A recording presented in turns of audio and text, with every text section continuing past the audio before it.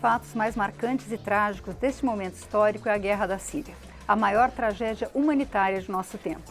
Mas o Brasil compete com aquele país em número de mortos numa guerra interna não declarada. Entre 2011 e novembro de 2015, a guerra na Síria causou 256.124 mortes, de acordo com as Nações Unidas. Entre janeiro de 2011 e dezembro de 2015, o Brasil teve 278.838 assassinatos. Esses são números do 10º Anuário Brasileiro de Segurança Pública. Hoje o país conta com levantamentos da violência de origem diversa, porém todos esses estudos apontam para uma mesma realidade. A violência cresce assustadoramente em alguns estados, sobretudo no Nordeste brasileiro, numa tendência que tem se reafirmado nos últimos anos. Onde e como ocorrem os assassinatos no Brasil e como diminuir esses números são algumas das questões que nós queremos colocar para debate no Expressão Nacional desta noite, que conta com o deputado Moroni Torgan, do Democratas do Ceará, integrante da Comissão de Segurança Pública e Combate ao Crime Organizado, o pesquisador do Núcleo de Estudos sobre Violência e Segurança da UNB, Arthur Trindade, o deputado Subtenente Gonzaga, do PDT de Minas Gerais, também da Comissão de Segurança Pública e Combate ao Crime Organizado, o pesquisador em Segurança Pública da Universidade Católica de Brasília, Nelson Gonçalves de Souza, e em teleconferência, o autor do Mapa da Violência, Júlio Jacobo. Professor, o Mapa da Violência mostra que entre 2003 e 2014, a média de homicídios por arma de fogo no Brasil, o professor Júlio Jacobo não está nos ouvindo. Então a gente vai começar uma rodada aqui, depois a gente volta para fazer essa pergunta para o deputado. O Mapa da Violência fala que existe uma certa estabilidade no número de mortes por 100 mil habitantes no Brasil. Em 2003 eram 22,2 por 100 mil, em 2014 são 22,4 por 100 mil. Porém, há uma discrepância regional. Né? Há uma tendência de aumento de mortes de vítimas de armas de fogo, de assassinatos por arma de fogo no Nordeste e uma diminuição no Sudeste. Eu gostaria de saber como é que os senhores veem essa questão, lembrando, 2003 é o primeiro ano antes da entrada em vigor do desarmamento. Quer dizer, o desarmamento contribuiu para estabilizar a violência, professor Nelson? Parece que os dados que se tem disponíveis indicam que houve um impacto, sim, por parte do Estatuto de Desarmamento, ainda que esse impacto esteja por ser determinado de uma maneira mais precisa. Na verdade, o fato de nós não sabermos muito claramente qual é a disponibilidade de armas que se tem nesse país impede com que a gente tenha números mais precisos para, de fato, medir o tamanho desse impacto, né? Subtenente Gonzaga, deputado Subtenente Gonzaga, como é que o senhor vê essa questão? A minha avaliação é de que o Estatuto contribuiu sim, porque ele instrumentalizou o Estado, instrumentalizou a polícia para atuar nesse foco. A polícia no Brasil apreendeu, o ano passado, em torno de 100 mil armas. Teve uma letalidade de 393 policiais assassinados e uma letalidade de torno de 3 mil cidadãos que foram vitimizados em confronto com a polícia. E são confrontos armados, né? Então eu acredito que o Estatuto contribuiu sim, porque ele instrumentalizou, de um lado instrumentalizou o Estado, instrumentalizou a polícia, e de outro permitiu que aquele segmento da sociedade que compreende que menos armas, menos morte, a ela foi dado possibilidades legais de trabalhar, inclusive, a chamada campanha do desarmamento, que é uma cultura de paz que eu acho que contribuiu sim para a redução dos homicídios por arma de fogo no Brasil.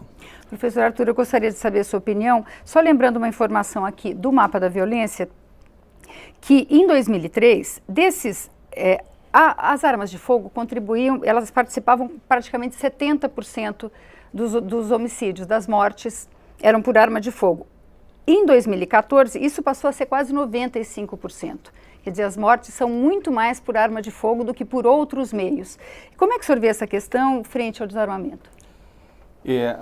Ainda há uma grande discussão, uma grande polêmica, o quanto o Estatuto teria contribuído para frear, né, esse aumento do número de homicídios. É importante lembrar que o Estatuto é um instrumento, né, para ser utilizado pelos governos e pelas polícias estaduais. A despeito de nós termos um Estatuto do Desarmamento, nem todos os governos e nem todas as polícias priorizam nas suas atuações a apreensão de armas de fogo, né? Os dados do anuário do Fórum Brasileiro de Segurança Pública mostram claramente que em alguns estados a apreensão per capita de armas de fogo é muito maior do que em outros, né?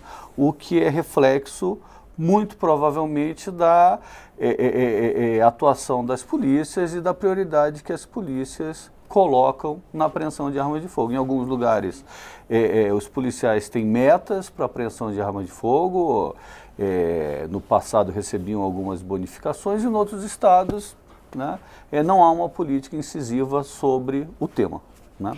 Deputado Moroni Torga, o senhor, além de membro da comissão, o senhor foi presidente da CPI do tráfico de armas.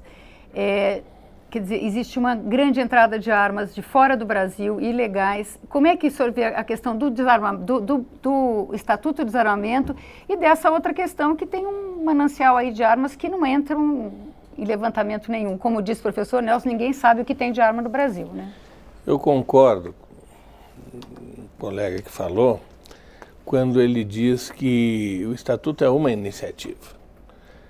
Agora nós vemos que o Estatuto ele recrudesceu a penalidade para a arma ilegal, o que foi bom, no meu ver, isso foi ótimo, deve ser mais usado pelas polícias, porque a arma ilegal, principalmente na mão de bandido, né, a arma ilegal é agora um recurso que nós temos na lei penal para ter uma tipificação bem mais forte com aquele que tem a arma ilegal. Ele colaborou num primeiro momento por tirar de circulação muitas armas, né? E muitas armas ilegais, inclusive, foram tiradas de circulação. Teve aquela campanha que se comprava arma e tal, aquele negócio, tudo aquilo de um lado foi bom. No que tange a arma ilegal, eu acho bom. No que tange a arma legal, eu tenho um pensamento, eu acho que quanto ao porte de arma, quem deve portar arma é a polícia. Mas ter o direito de ter uma arma em casa é uma coisa diferente. Eu acho que o cidadão deve ter o direito de ter uma arma em casa para poder defender a sua família. E eu acho que a violência seria menor se isso acontecesse, mas também não por muito tempo. É que muitas vezes a gente quer resolver o problema da violência com uma lei. Não se resolve o problema da violência com uma lei. Se resolve o problema da violência com a integração de todas as instituições, com uma prevenção adequada, né? Principalmente a prevenção. O que falhou aí foi a prevenção. Nós temos vários níveis de prevenção que falham a todo momento. A prevenção primária, que é lá na família, né? Na igreja, na escola, começa aí. Depois tem a prevenção secundária, que é justamente nós temos um espaço urbano adequado, nós temos condições de trabalho, de estudo, nós temos condições de iluminação e tudo mais, né? A prevenção terciária, que seria já um patrulhamento adequado das ruas.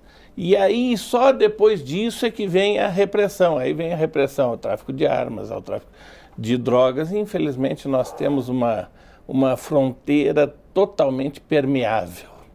A nossa fronteira é um espaço aberto para armas e para drogas. E as duas vão chegar no momento que vão se conjugar, infelizmente. Eu queria... de fato, as fronteiras é um tema complicadíssimo no Brasil, né? Nós temos uma faixa de fronteira enorme, boa parte dessa fronteira é seca, né? Com países onde o comércio de armas acontece de maneira legal ou ilegal, mas acontece com muita intensidade. Rodo, né? Bom, de fato, fronteira é um grande problema. Mas a gente tem que lembrar que os levantamentos feitos recentemente mostram que a maior parte das mortes que acontecem no Brasil acontecem com armas fabricadas no Brasil, de pequeno calibre, né? Que são armas que inicialmente foram vendidas de forma legal, né, para empresas de segurança, etc., e que acabaram caindo na mão de pessoas, de bandidos, de homicidas, né? Esse é um grande tema que a gente não pode deixar de considerar. Claro que a fronteira é um problema do tráfico de drogas, de armas de maior calibre, fuzis, etc. Só para fazer um adendo, desculpa, já interrompendo, claro.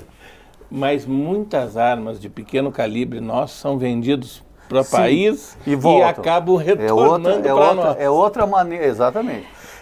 Então, esse é o grande tema. As mortes no Brasil, na maior parte delas, na maioria esmagadora delas, estão acontecendo através de armas de fabricação nacional, que saem e voltam, enfim.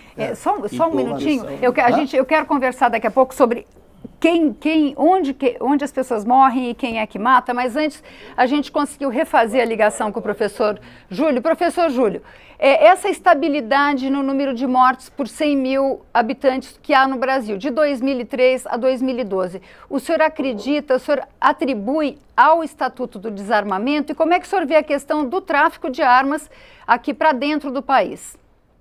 Bom, basicamente os dados estão a indicar que entre 1980 e 2003, isto é, o ano anterior à promulgação do Estatuto do Desarmamento, as taxas de homicídio por arma de fogo aumentaram um ritmo bárbaro, aumentaram 8,1% ao ano, passaram de 5 homicídios em 100 mil habitantes para 21 homicídios em 100 mil habitantes. A partir de 2004, se estabilizó en 21 homicidios en 100.000 habitantes. Esto es, o único fenómeno que acontece en 2004, no se tem noticia de algún otro fenómeno, alguna otra política, foi o Estatuto do Desarmamento que precisamente tenía esa finalidade. Ninguém falou naquela época, e nós participamos dos trabalhos para o Ministério da Justiça daquela época, que o Estatuto do Desarmamento era a panaceia universal da violência no Brasil. Simplesmente se diz que, bom, a violência iba a se estabilizar o diminuir retirando as armas de fogo de circulação, que é o único instrumento letal que se tem nesse momento para originar essas mortes. E, efectivamente, a tendência se estabilizou, caiu depois do Estatuto do Desarmamento até 2008, caiu 4, 5%, depois se estabilizou e começou a se elevar novamente nos últimos anos. Mas fazendo a comparação entre 2003 e 2014, que é o último ano que temos dados disponíveis sobre mortes por arma de fogo, vemos que as taxas ficam em 21 homicídios por arma de fogo em 100.000 habitantes. A segunda questão é o perfil de quem morre. Além das armas de fogo, como já foi explicado pela mesa, não são armas que vêm do contrabando. Estudos feitos pelas Secretaria de Segurança de São Paulo, Instituto Sul da Paz, etc., que verificaram arma por arma prendida, chegam à conclusão que são armas, como falou o colega da UNB, são armas nacionais que mudaram de mão. São armas que foram legalmente compradas, etc., em domicílios particulares muito bem intencionados, defender a família, etc., que são objeto principal de muitos ataques ao domicílio. Pegar as armas de fogo que se tem nos domicílios. Então, existe contrabando? Claro que existe. Existem muitas outras formas de contrabando também. Mas o principal provedor que temos neste momento da criminalidade letal, do crime letal, é a própria indústria nacional e por armas compradas legalmente. Professor, desculpa interromper, eu queria colocar primeiro para o senhor uma pergunta que eu queria que a mesa também respondesse. A gente falou em quase 280 mil mortes em 2015, do Anuário da Violência. Mas todas essas mortes, quer dizer, quase 3 centenas de mortes por ano, elas se dão em conflitos do crime, quer dizer, são pessoas que são assaltadas, guerra do tráfico, ou tem outros fatores que também envolvem homicídio por arma de fogo? Bom, nós temos uma pesquisa muito recente do Conselho Nacional do Ministério Público que levantou inquéritos de homicídios em 16 unidades federativas, vendo precisamente o que você está perguntando, se os homicídios foram profissionais, isto é, coisa do crime, da droga, etc., ou foram por motivos fúteis e banais, isto é, conflito de família, de vizinho, de parentes, etc. Eles, analisando o inquérito de 16 unidades federativas, chegam a esta conclusão. 9 das 16 unidades federativas priva fundamentalmente o crime por motivos fúteis e banais, ou seja, aquele crime circunstancial, crime de ódio, crime imediato.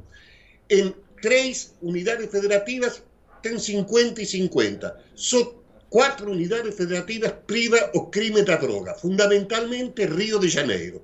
Rio de Janeiro, praticamente 85% dos homicídios, chegam à conclusão o Conselho Nacional do Ministério Público, 85% dos homicídios são crimes profissionais, crimes de organizações criminosas. Mas o que acontece? O que acontece em Rio de Janeiro parece que fora espelho do país e não é. Tem unidades federativas onde eles chegam à conclusão que 95% são crimes por motivos fúteis e banais. Isto é, temos uma grande variedade. Não podemos tomar como modelo ou como exemplo uma unidade federativa. Mas temos poucos estudos que nos indicam esse tipo de criminalidade. Então, obrigado, professor. O deputado Moroni Torgan estava aqui comentando alguma coisa sobre o que ele falou. Deputado, quando a gente tem arma em casa, isso não vai facilitar esse crime por motivo fútil? Marido e mulher, eu vizinho... acho difícil. Eu vi o professor falando, ele deve ter um dado nesse sentido, mas o que nós vemos nos jornais no Nordeste, por exemplo, a maioria dos crimes é por motivo de assalto, por motivo de latrocínio, por motivo de briga de droga, por motivo de briga de gangue. Não é briga de vizinho, não. Briga de vizinho é uma coisa ou outra, raridade. Muitas vezes, talvez esteja botando briga de gangue como sendo briga de vizinho, por área ou coisa parecida. Né? O que a gente vê nesse sentido, porque senão parece que 90% dos crimes que tem em outros lugares que não seja o Rio de Janeiro são só por motivos de briga de vizinho ou briga de bar. Não é verdade isso. Isso não é verdade. Se alguma pesquisa chegou nessa conclusão, pesquisou num lugar que não é o que a imprensa, a mídia, coloca para nós nesse sentido. Porque eu acho, inclusive, que esse crime que é feito por facções criminosas no Rio de Janeiro, ele já está em São Paulo, ele já está no Nordeste também e já está em outros lugares do país também, onde facções criminosas estão fazendo e estão demonstrando isso. Estão demonstrando isso através de ações que eles estão fazendo justamente para deixar o temor na população. Professor Nelson, eu interrompi o senhor. Não, eu acho que, remontando a questão que o deputado Moroni Torgan estava discutindo com o professor Arthur, é o seguinte, nós temos, no caso das armas, de propriedade de armas ou não ter propriedade ou não no Brasil, é uma discussão que eu penso que ela vai mais além. Eu não sou completamente favorável ao desarmamento da população, assim como também não sou completamente favorável à liberação total das armas. Eu acho que nós precisamos ter muita responsabilidade com essa tomada de decisão. Mas eu penso o seguinte, que existe um fator que hoje está, talvez eu não diria que seja determinante, mas é extremamente impactante nas questões relacionadas ao homicídio no Brasil, é a questão da responsabilidade e da responsabilização. Efetivamente, nós sabemos que as armas que são utilizadas em homicídios no Brasil, a grande maioria delas são armas pequenas, né? São armas de porte, são armas de calibre pequeno, 38 na maioria das vezes, e são nacionais.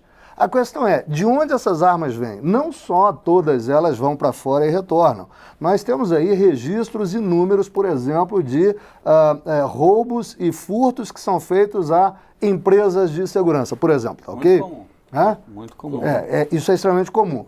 Muito bem, qual é o nível de responsabilidade que essas empresas têm em relação a essa questão e qual é o nível de responsabilização que nós estamos atribuindo a essas empresas? Né? Primeiro, nossa capacidade de controle é baixíssima no Brasil. Baixíssima capacidade de controle. Além da capacidade de controle ser muito baixa, quando acontece esse tipo de evento, nós não somos capazes de responsabilizar adequadamente essas empresas de maneira que elas possam não permitir que isso aconteça. Recentemente eu vi a notícia de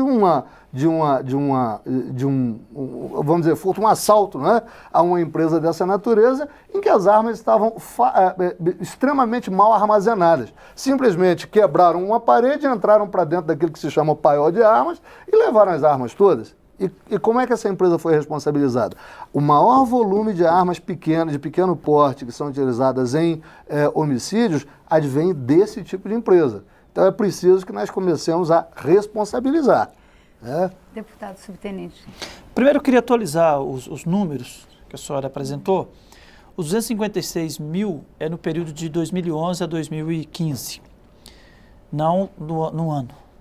As Sim, mortes 2011 a 2015. A senhora, ao questioná-lo, falou esse número anualmente.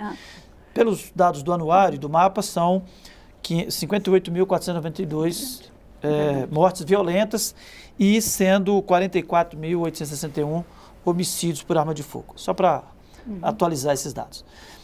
Eu queria, se me permitir, voltar à questão do estatuto um pouco, porque eu acho que um dos grandes problemas que nós tivemos na discussão do estatuto, inclusive aqui na Câmara, na comissão especial que cuidou desse tema recentemente, que eu participei, foi a ideologização do tema. Esquerda e direita, a palavra para que foi inventada, né? Essa discussão com esse viés dificultou um debate na perspectiva de política de segurança pública, na minha avaliação. Eu que fui da comissão, vi que nós perdemos muito tempo discutindo do ponto de vista ideológico, partidário, um tema que é tão relevante para a segurança pública. E por conta disso, eu acho que aquela comissão produziu algo muito ruim em termos de parâmetro para a discussão da segurança pública daqui para frente. Por exemplo, quando o texto cria um porte rural em que continua admitindo 6 armas para cada cidadão e que diz que aquele que mora na zona rural ou que obtém uma declaração de alguém que ele mora, ele pode ter o porte rural, ou seja, arma longa ou arma curta, no limite da sua propriedade, nós estamos criando uma realidade do ponto de vista de estoque de arma no campo, um negócio absurdo. Agora, concordo com a afirmação do deputado Moreno Torque, inclusive eu traduzi num projeto, esse debate todo nós traduzimos num projeto, admitindo, sim, uma arma, a livre aquisição de uma arma na perspectiva da posse para a defesa no seu domicílio. Nós entendemos assim. Agora, precisamos também de aprofundar, e eu acredito que o texto que nós apresentamos como alternativa a esse debate é melhorar o estatuto na perspectiva da prevenção e de instrumento de investigação. Por exemplo, hoje, quando você adquire munição, que você não consegue rastrear essa munição, as munições das forças de segurança, da Polícia Militar, da Polícia Federal, elas são rastreadas. Por quê? É numerada. O lote identifica. Ainda assim, identifica a cápsula. Então, um policial que usou uma munição adquirida para a polícia, aquela munição caiu ali, ele vai, ou se ela foi localizada, pela cápsula vai identificar que pelo menos é da polícia, de qual lote que foi. Então, acho que nós precisamos ao fazer o debate do Estatuto de Desarmamento, nem tanto ao sol, nem tanto à chuva, tirar o caráter ideológico desse debate e trazer para um debate de políticas de prevenção, de instrumentos de prevenção e de investigação na segurança pública. Então, quero discutir muito esse tema numa perspectiva de política de segurança pública. Professor. Não, eu acho que o deputado foi muito feliz nessa colocação. Veja, para a gente ter um debate sobre vários problemas relacionados à segurança pública, e um debate que não seja tão ideológico, sempre vai ter alguma coisa, mas tão ideológico assim, é preciso números. E esse é um grande problema brasileiro. Por exemplo, a gente está discutindo agora a questão do armamento, e toda vez que se fala em armamento, a primeira coisa que vem à cabeça é fronteira, é a R-15, né? E a gente sabe, graças ao levantamento feito pela Secretaria de Segurança Pública de São Paulo e pelo Instituto Sol da Paz, a gente tem números, não são números nacionais, mas são números que ajudam muito a debater. Olha, não é bem assim, né? Sobre homicídios, né? O deputado Torgan falava dos homicídios, nós não temos aqui claramente quais são os motivos, o contexto desses homicídios, né? Tem vários tipos de homicídios. Tem desde o crime passional, né? O crime contra mulheres ou namorados, maridos, enfim, dessas mulheres. Nós temos as brigas de bar, nós temos latrocínios, nós temos brigas de gangue. E gangue não é igual ao crime organizado, porque a gangue são garotos mais jovens se matando. Elas normalmente são muito mais letais do que o crime organizado, né? Nós temos, só que a gente não tem um mapa sobre isso. Pra vocês terem uma ideia, os americanos, nos Estados Unidos, o Departamento de Justiça americano, desde a década de 60, publica anualmente um suplemento chamado, um suplemento de homicídios, onde ele classifica os homicídios, mas classifica não do ponto de vista jurídico, se é doloso ou culposo, que isso vai servir para o juiz lá na dosimetria da pena. Ele classifica os homicídios exatamente com relação à situação. Crimes de ódio, crimes de grupo organizado, e aí a gente pode começar a debater. Né? Falta números sobre as firmas de vigilância e o controle, que o professor Nelson chamava a atenção. Eu acho que antes de começar a sair atropelando, cheio de sensos comuns e mitos e estereótipos, a gente precisava de bons números. Eu gostaria de fazer uma inserção sobre isso. Acredito que seja sabido por todos. Recentemente não, nos últimos 2 anos, a Secretaria Nacional de Segurança Pública lançou um edital de pesquisa a respeito de homicídios em função daquele chamado Pacto para a Redução dos Homicídios, né, da gestão anterior do Ministério da Justiça, e de modo que foram iniciadas várias pesquisas, para ser mais exato, em 9 regiões do país. Eu fiz parte de uma dessas pesquisas, várias delas estão concluídas, se não todas, né? E a busca dessas pesquisas foi exatamente entender a dinâmica dos homicídios em cada região do Brasil. O professor Arthur tem plena razão, nós não podemos passar uma régua nos homicídios no Brasil, porque são completamente diferentes nas diferentes regiões, tem aspectos inclusive culturais envolvidos nisso. Mas tem uma coisa que eu gostaria de chamar a atenção, que é a ideia de continuidade. O professor Júlio Jacobs diz o seguinte, olha, desde 2003 nós estamos estabilizados em 21 homicídios por 100 mil habitantes por ano. Significa dizer que nos últimos 13 anos, não é? E veja bem, eu vou falar também do período anterior, mas nos últimos 13 anos, nada daquilo que se chamou de política pública de segurança pública funcionou. Porque continua a mesma coisa. Porque continua a mesma coisa. E se nós voltarmos para o período anterior, que ele vai de 2002 até 1980, que é o estudo a que ele se refere, nós temos um aumento constante de 8% de homicídios ao ano, significando dizer a mesma coisa, que as chamadas políticas de segurança pública, se é que existiram, não é? Também não funcionaram. Então, veja bem, nós precisamos ter em conta isso. Por que aquilo que nós estamos chamando de política de segurança pública não está funcionando? E só para finalizar, em relação ao Estatuto de Desarmamento, eu acredito que houve um impacto sim, mas nós estamos vendo novamente os números crescerem. Não há nenhuma incentivação em relação ao Estatuto de Desarmamento, o que quer dizer que existem outras variáveis aí que estão atuando e que nós precisamos entender quais são. Antes do senhor falar, deputado, eu queria que o senhor acrescentasse no que for falar isso que o professor Nelson falou. Aqui no Congresso, a gente praticamente a cada mudança de governo discute uma nova política nacional de segurança pública, né? Ela tem nomes variados a cada 4 anos. Tem funcionado? Como é que o senhor vê essa questão? Porque aí a gente pressupõe aí uma política que abranja todos os entes, que se espraie de Brasília para todo o país. Mas era sobre isso mesmo que eu queria falar e aproveitando o gancho do professor Arthur. Nós não temos um mapa, uma estatística dos motivos, porque não tem investigação no Brasil. Ou pelo menos não tem suficiente. Nós conseguimos dados dos homicídios porque vamos lá no DataSUS e pegamos o dado do DataSUS. Quer dizer, nem o Cinesp, que foi aprovado aqui na Câmara, que é um sistema de registro desses fatos, sequer está funcionando. E não está funcionando por uma questão central nossa. O Brasil não tem um órgão que centraliza, que faça a coordenação das políticas de segurança pública no Brasil. Portanto, as polícias todas comunicam com o Ministério da Justiça, que hoje é o órgão responsável, através de entidade de classe, a não ser a Polícia Federal. e a Rodoviária Federal, que é orgânica ao Ministério, portanto, suas polícias são desenvolvidas organicamente dentro do Ministério da Justiça, as outras instituições, Polícia Militar, Polícia Civil, Guarda Municipal, conversa com o Poder Executivo Federal através de entidade de classe. Então nós temos uma questão central nessa gestão, que eu defendo que temos que criar um Ministério da Segurança Pública para falarmos em pensar política nacional de segurança pública. E, independentemente desse sistema nacional, nós temos uma deficiência de sistema, é a minha convicção, no Brasil, de forma de atuação das polícias, que impede que ela possa investigar, elucidar um maior número de crimes.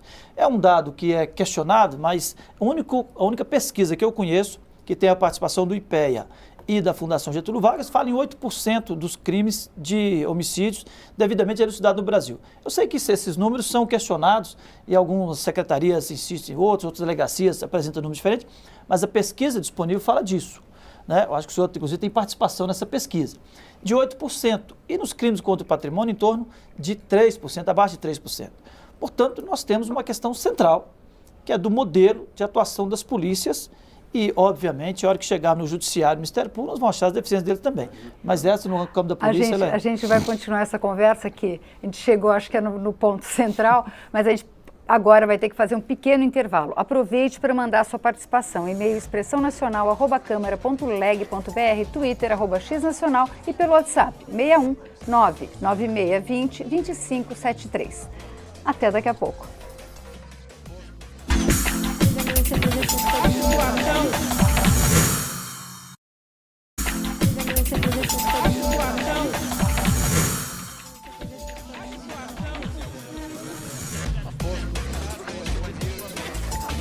O Expressão Nacional está de volta. Hoje nós estamos discutindo os índices de violência no Brasil com o deputado Moroni Torgan, do Democratas do Ceará, integrante da Comissão de Segurança Pública e Combate ao Crime Organizado, o pesquisador do Núcleo de Estudos sobre Violência e Segurança da UNB, Arthur Trindade, o deputado subtenente Gonzaga, do PDT de Minas Gerais, também da Comissão de Segurança Pública e Combate ao Crime Organizado, e o pesquisador em Segurança Pública da Universidade Católica de Brasília, Nelson Gonçalves de Souza. Em teleconferência, a gente tem o professor Júlio Jacobo, criador do Mapa da Violência, que estava querendo falar sobre essa questão que a gente está falando agora, sobre a questão federal da violência, professor.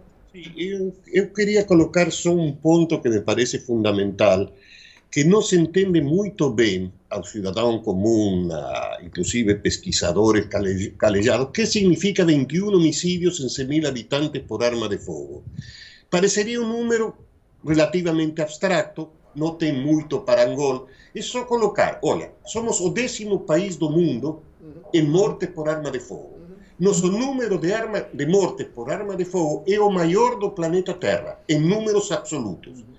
Segunda questão, país medianamente civilizado da Europa, etc., vou ler alguns dados. Por exemplo, Noruega tem 0,2. Nós temos 100 vezes mais que a Noruega. Austrália tem 0,1.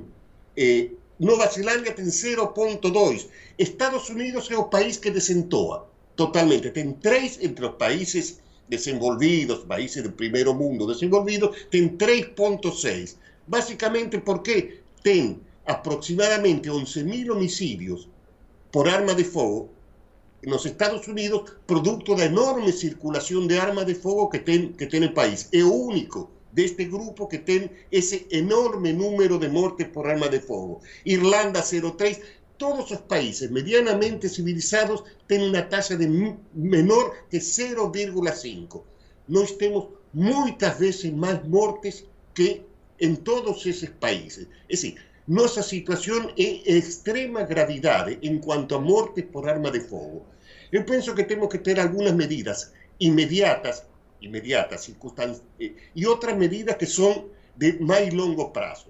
Medidas imediatas, tratar a questão da morte por arma de fogo de forma imediata, de forma decidida. Primeiro, que se faz qualquer conflito nacional ou internacional é retirar as armas de fogo de circulação. É assim, os conflitos podem ser serios, profundos, pero no viran conflictos letales. Eso que hace las Naciones Unidas, o capacetes azules, cuando llegan a cualquier país en conflicto. Primero, retirar las armas de fuego de circulación, tirar a letalidad de los conflictos. Esa es primera medida.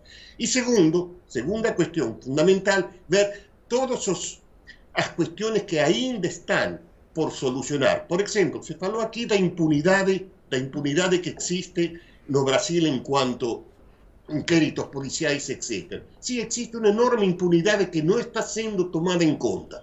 A falta de represión, a falta de prevención de ese tipo de crimen está originando un aumento desmedido en cuanto criminalidad, en cuanto violencia. Son fenómenos que tienen que ser tratados, pero no son tomados en cuenta. Se trabaja solo con las armas de fuego. No son solo las armas de fuego, es a enorme impunidade, a nossa legislación extremamente atrasada, a disonancias entre las propias policías que ya fueron levantadas aquí, que son todos elementos que tienen que ser tomados en cuenta para trabalhar no conjunto. Muito obrigada, professor. Eu vou colocar mais uma questão, eu sei que os senhores querem falar.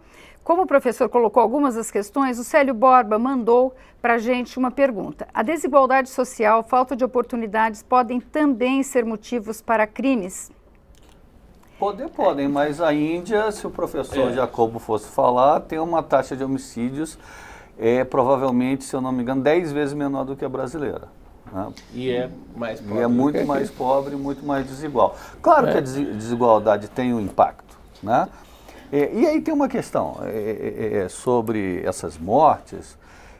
São várias as causas, porque o que a gente conta é o número de pessoas que morreram, mas o contexto dessas mortes varia bastante, né?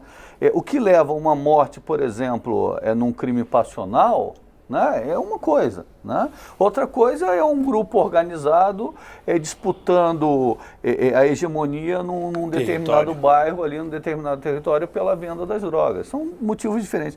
Mas eu queria, sobre as mazelas da nossa segurança pública, os problemas que levam a essas mortes, que são dramáticas, 4 em cada 10 mortes, cada 10 homicídios que acontecem no mundo, 4 desses homicídios acontecem em 3 países: México, Venezuela e Brasil. Né? Enfim, isso é chocante. Mas eu acho que a gente também deve discutir essas políticas nacionais e estaduais. Né? Então, começando pelo papel do governo federal, há uma novidade no Brasil, e a gente às vezes esquece de falar isso. A partir de 96, 94 e depois 96, pela primeira vez criou-se um órgão destinado a coordenar políticas de segurança pública. Até então, na história do Brasil, nós nunca tivemos um órgão federal com a intenção de articular isso. Se ele faz bem, se ele faz mal, que é a Senasp hoje, é outra história. Né? Se a gente precisa do Ministério da Segurança Pública, talvez precise. Né? Mas o governo federal entra nesse tema muito recentemente. Segunda coisa, é uma federação, então as autonomias federativas têm que ser respeitadas. As polícias são pagas, mantidas pelos governadores, eles têm autonomia, né, para designar as políticas de segurança pública que acham interessantes. Isso é uma federação, o governo federal não pode intervir. Então, o principal instrumento de indução de políticas de segurança pública por parte do governo federal é o financiamento. Bom, aí já temos um problema. No Brasil de hoje, com falta de recursos, qual é a capacidade do governo federal de induzir políticas? Né? Qual é a capacidade do governo federal de tirar do papel um plano nacional de segurança pública, um plano nacional de redução de homicídios, sem dinheiro para induzir isso? Que é assim que nós construímos as nossas políticas de segurança pública. Um outro papel fundamental do governo federal, né, além de induzir políticas, ele não pode impor, mas ele pode induzir, é a produção de dados, de números, né, dados que são importantíssimos para avaliar se uma política está funcionando bem ou mal, dados que podem nos mostrar que a gente está atuando num determinado fenômeno que não é o principal fenômeno causador do homicídio naquela cidade. Então, o governo federal precisa induzir esses dados através de pesquisas. O Brasil realizou até hoje só uma pesquisa de vitimização, 2011. Para a gente ter uma ideia, o Canadá realiza anualmente pesquisas de vitimização. A primeira ele realizou em 1929. Né? A Inglaterra...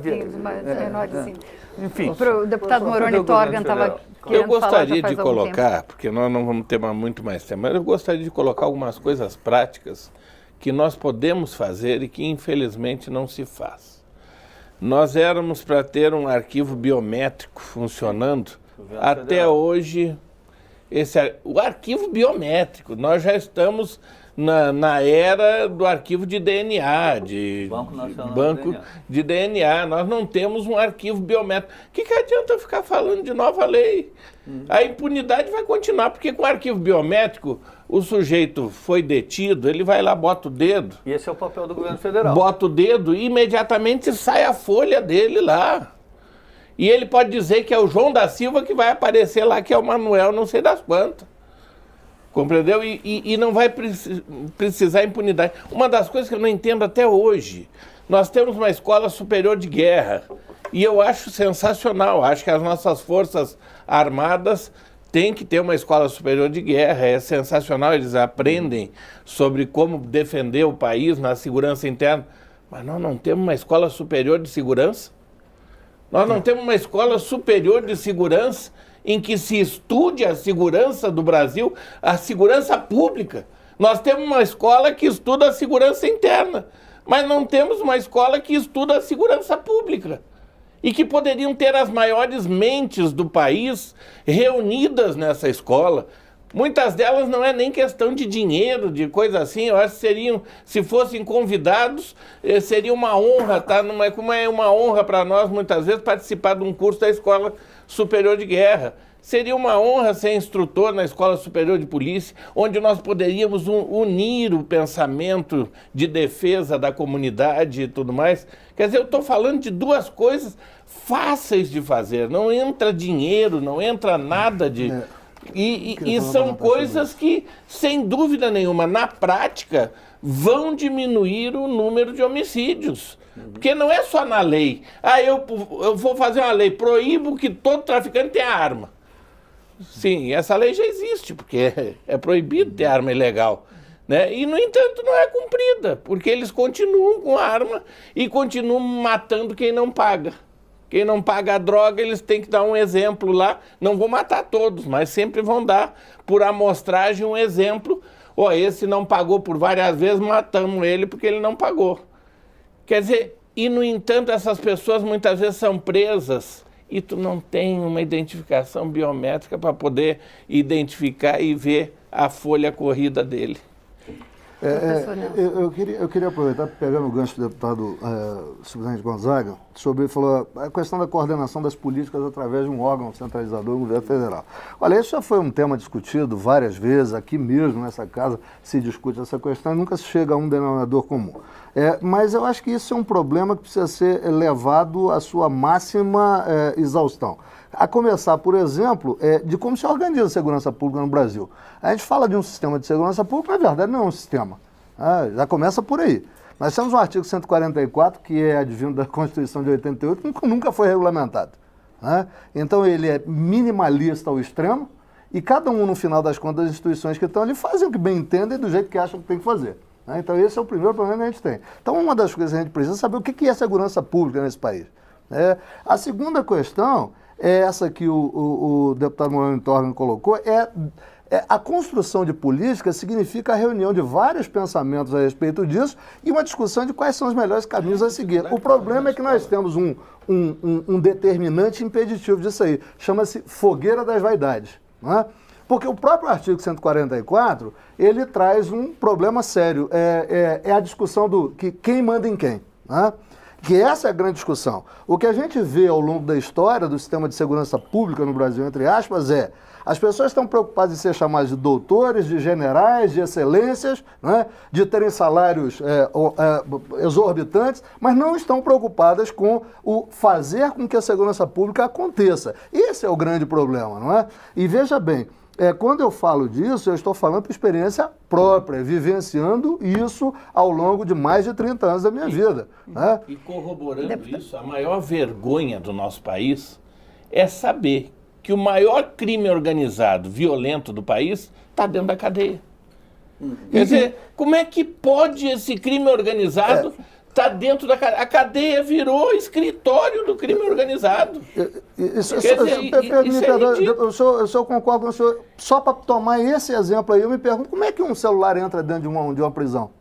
Ele não entra sozinho, ele não voa, né, ele não tem como entrar lá sozinho. Muito Deputado. bem, é só para deixar a interrogação. Deputado subtenente Gonzaga. É um esforço de estar participando dessas ideias interessantes que estão colocadas. Acho que nós temos uma constatação que, infelizmente, desde de Sarney para cá como presidente, para falar nessa era, nós não conseguimos identificar um plano nacional de segurança que realmente tivesse, que traduzisse essas preocupações que foram colocadas aqui na mesa. O presidente Fernando Henrique, no final do segundo mandato dele, lançou um plano. No governo Lula, nós tivemos o PRONASSE, que tinha data para acabar, porque o recurso era finito e acabou. Né? E na Dilma não conseguiu sequer lançar o Plano Nacional de Redução de Homicídios, que era para ter sido lançado ano passado. Então, nos falta realmente, e aí eu concordo, que esse modelo em que as políticas, os direitos sociais básicos, saúde, educação, segurança, a Constituição tratou de forma diferente, porque para saúde e educação pode dividir com iniciativa privada e tem participação constitucional do mínimo que cada ente federal tem que participar do orçamento. Para segurança pública, que é exclusiva do Estado, não tem previsão do que cada ente federado tem que investir. Então nós temos uma questão central, que é de investimento. Temos uma questão aqui que contribui, a pergunta da senhora foi se a pobreza ajuda. Nós temos um trabalho do Luiz Flávio Sartori, lá de Minas Gerais, conhecido dos senhores, em que ele faz essa análise da distribuição de renda, do aumento da distribuição de renda nos últimos 10 anos, 12 anos que ele trabalhou, e, paralelo a isso, houve também o aumento da violência e da criminalidade. Então, não conseguimos achar essa relação, ainda que tenha aumentado, a renda aumentou também os crimes. Agora, nós temos uma questão que não tem como contestar no Brasil, que chama-se a impunidade. E uma impunidade por deficiência do nosso sistema. Não é razoável pensar que, numa média de julgamento de homicídio de em torno de 9 anos e meio, que é a média brasileira, que nós vamos combater, que nós vamos gerar qualquer tipo de reação do criminoso, no sentido de, não vou fazer mais porque eu vou ser punido.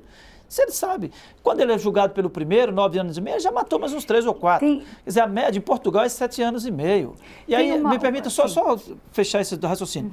Aliado a isso, nós temos o baixo índice de elucidação de crimes. Então, acho que nós temos que responsabilizar, sim, o sistema de justiça criminal, o Poder Judiciário, o Ministério Público. Ele precisa de mover. Não dá para nós ficarmos aqui o tempo todo discutindo isso e o Poder Judiciário acomodado lá. O problema não é meu, o problema é da polícia.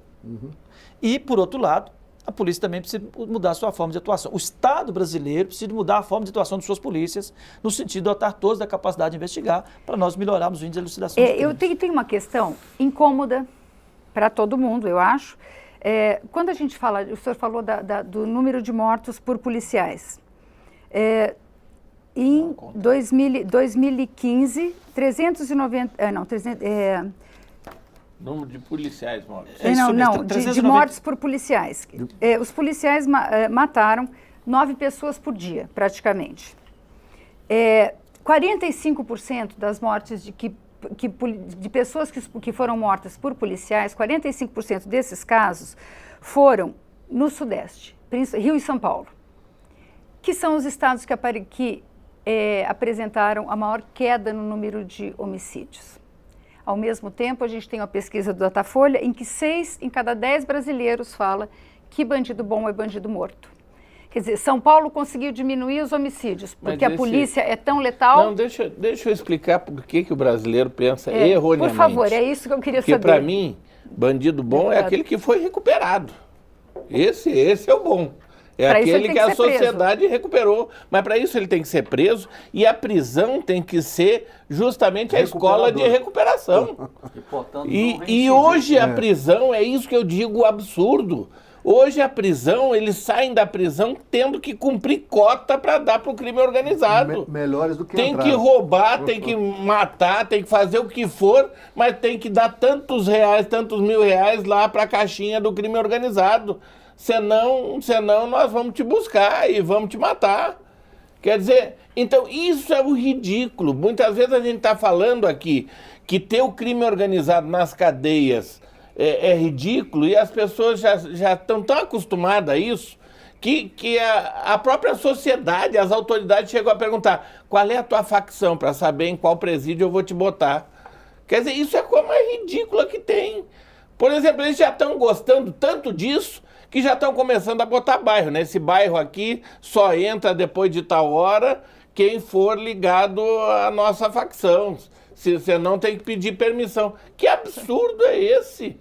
E isso está acontecendo aonde? Dentro das cadeias. Tem regime diferenciado? Tem, e não acontece. E continua celulares entrando lá, continua a comunicação, continua a cadeia de comando atuando de forma super eficaz, porque eles querem mandar uma ordem lá, queima ônibus, queima não faz quê. Então, ou nós tomamos... Eu já vi... E nós vimos, não sei se lembra, juízes com medo de condenar gente que está na cadeia.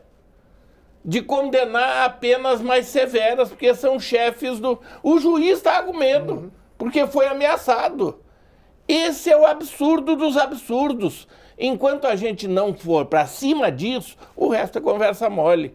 Porque vai continuar e vão buscar arma do Paraguai, vão buscar arma, sei lá, vem arma da Venezuela, vem arma dos Estados Unidos, vem arma da Europa pelos navios, vem tudo, não tem. Enquanto a gente não tiver coragem de entrar nas cadeias e dizer: não, quem manda aqui é o Estado, meu amigo. E aqui agora vai ser escola de recuperação, não vai ser escola de treinamento para crime. Sim, professor Arthur. Sobre esse dado da letalidade policial, né? Primeiro, é importante verificar que há uma enorme variação entre os estados brasileiros com relação à letalidade policial. A letalidade policial, em muitos estados, ela vem acompanhada pela vitimização policial. São duas faces da mesma moeda. Uma forma absolutamente equivocada de emprego das forças policiais, né? Emprego que põe em risco a vida do policial, né? Que é inadmissível você fazer uma operação onde de antemão você já sabe que um policial poderia morrer, né? Tem algo errado aí, né? Não é uma guerra, né? A gente não está falando de exército, a gente está falando de polícia. Mas tem estados onde a letalidade policial é muito baixa, né? É o caso do Distrito Federal, é o caso do Rio Grande do Sul, Minas, são casos mais baixos. Então, esse é um tema tabu, né? Tabu porque alguns acham, erroneamente, que apontar o dedo e colocar o dedo na ferida da letalidade policial é quem defende bandido. Não é verdade. Porque, e também tabu porque quem aponta o dedo da letalidade policial às vezes esquece de... observação? Só complementar. A gente está terminando o programa. Policial, por outro lado, também esquece de falar da vitimização de policiais. Mas deixa eu só colocar que muitas vezes a letalidade policial, porque se tem um indivíduo atirando nele, ele vai atirar para matar. Ele não vai atirar na mão para voar arma ou coisa parecida. É o Instituto da Legítima Defesa. Porque se ele não acertar o sujeito, o que vai acontecer? O sujeito acerta a testa dele. Só para a gente encerrar, deputado subtenente Gonzaga. Duas coisas rapidamente. O bandido bom, bandido morto, para mim, é a expressão da falência do nosso sistema de segurança. E aí a sociedade não acredita, então mata logo, que é melhor para mim, para eu sobreviver. Com relação à letalidade policial e à vitimização policial, eu acho que ela está proporcionalmente estabelecida. O nível de violência com que os bandidos enfrentam a polícia impõe que a polícia reaja dessa forma. Eu acho que é preciso de avançarmos muito para reduzir tanto a letalidade policial quanto a vitimização policial. Temos que enfrentar, mas para mim há uma relação do nível de violência e de agressividade de alguns Eu criminosos. concordo com o professor. A vendetta é outra coisa. Infelizmente, Isso aí o é nosso outra tempo conversa. terminou. Eu agradeço Mas a presença legítima dos senhores. defesa, aí não. E eu leio a última mensagem do Ribamar, que é de Imperatriz do Maranhão. Ele falou: debate muito bom. Minha opinião, já que o cidadão paga tudo, o preso tem custo de R$ 2.300 por mês, tem que... Bom, enfim, ele propõe uma solução violenta e que depois aí solta a pessoa e adverte que ele não pode mais cometer crimes. Mas, enfim, ele elogiou o debate aqui. Eu gostaria de agradecer aos senhores, agradecer ao professor Júlio Jacobo. O Expressão Nacional termina aqui. Você pode rever ou compartilhar este ou outros programas na nossa página, câmara.leg.br/Expressão Nacional. Nós também estamos no YouTube. Obrigado pela audiência e até a próxima.